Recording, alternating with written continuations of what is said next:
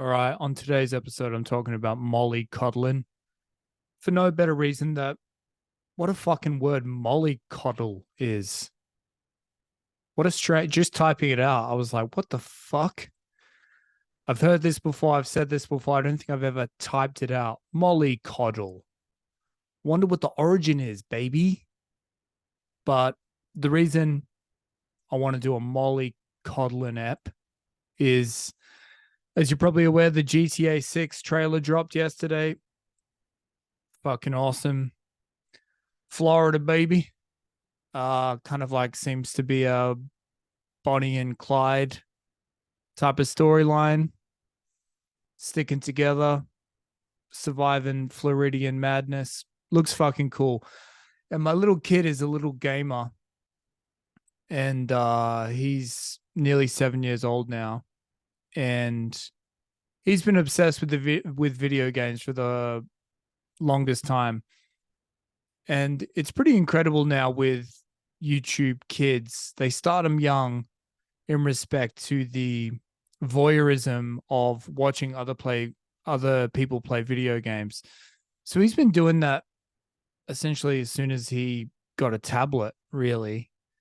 And then yeah, since then he got an Xbox and plays video games, watches tons of video game stuff. And so he's been pleading with us to let him get GTA 6. And seeing as it's coming out in fucking 2025, I think by that point he'll be ready. But there is a part of me, because I played GTA when I was younger. And yeah, there's some fucking racy components to it.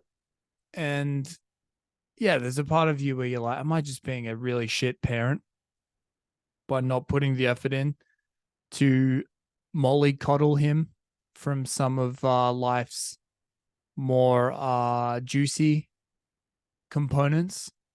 Yet at the same time, it's also, yeah, it's like, yeah, it's a fucking video game. Is he really gonna use that as a model for reality? No, he's probably gonna see it as a video game, much like I saw it as a video game. So I think I've fallen into the trap, which a lot of parents do. It's where it's like, yeah, you have some guiding principles of how you'd like to shape and protect your children. But then when the rubber meets the road, you're like, seems all right. What's the worst thing that could fucking happen? Um, yeah. So I think that that's basically where I'm at with it. And ultimately, it's made me kind of question my own interaction, or just how I kind of deal with the big, heavy truths of life.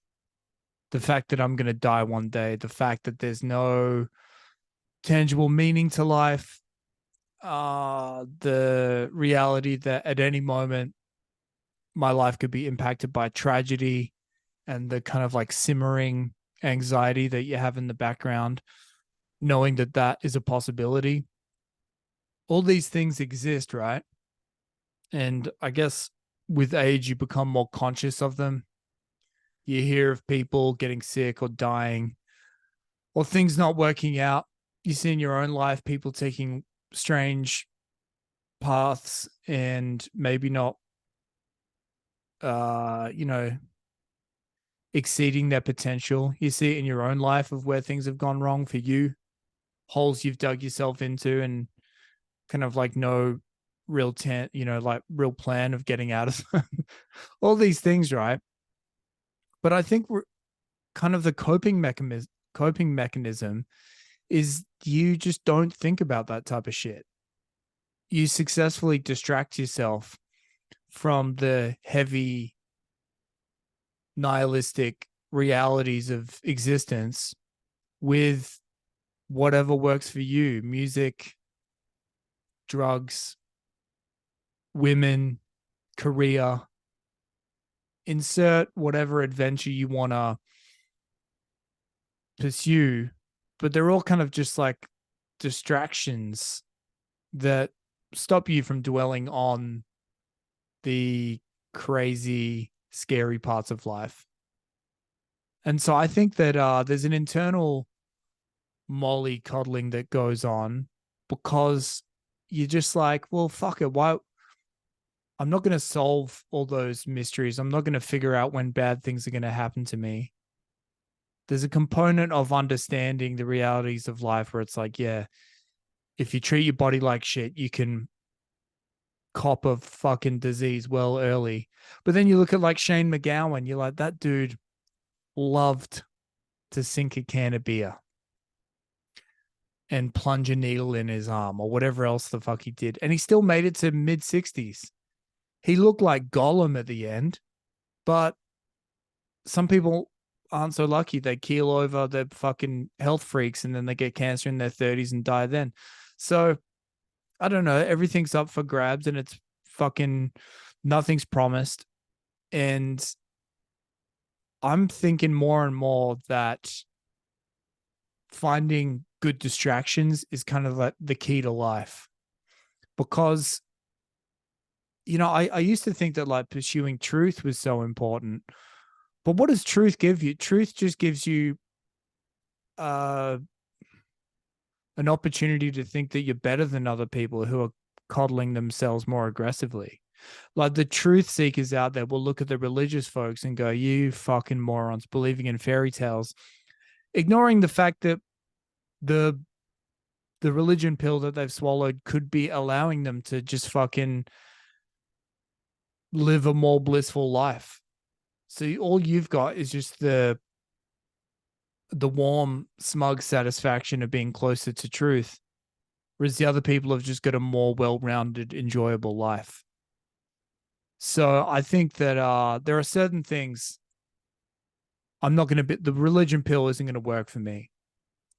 And that I don't see that changing anytime soon. But for some people, it might be great. And I also probably have equally silly blind spots or just comfort methods that I use to distract me from those kind of deep, dark, baddie things. So long story short, I think that I'm going to continue to mollycoddle my child in a half-hearted way. And then really I think I'm going to try and like instill a pursuit of truth, but also temper that with like, yeah, find stuff that you get off on and use that as kind of like a prophylactic between the fucking truth with a capital T and your happiness. Because the truth will come in and fuck with you and make you anxious and paranoid and fearful. Whereas if you can find some things that keep you distracted and keep you happy without neglecting the kind of like the core realities of your existence, then I think you're well on your way. That was it. That's the mollycoddling episode in the bag. Pretty convoluted.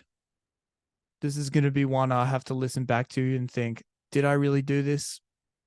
Did I live up to my expectations as a parent? I don't fucking know. But either way, thanks for listening. I'll catch you on the next one. Bye.